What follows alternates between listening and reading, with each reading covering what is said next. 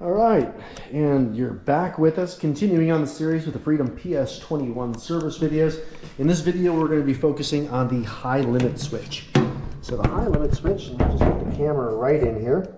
High limit switch is going to be mounted on the back side of the feeder system. You'll see they're mounted on a bracket. So this is a ceramic high limit switch. This is a safety switch, so it's important while the unit's in operation that this is connected.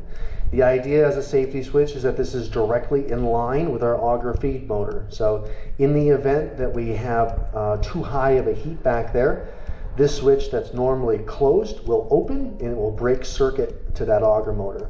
Now this is a manually reset switch, an auto reset switch, which means that once the stove cools down, that the switch is auto reset.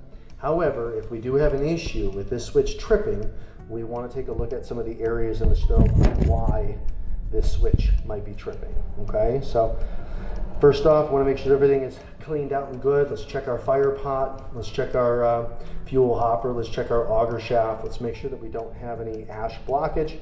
From there, if we do need to replace the high limit switch, we're going to kind of go through the basics right here. So very first thing that we're going to do is we're going to pull off our electrical wires. Nate has a couple needle nose pliers right here, and that's going to be best just to make sure that we have a nice grip on there and that we're able to pull those off. Now it does not matter which wire connects to which spade as we are putting this back in.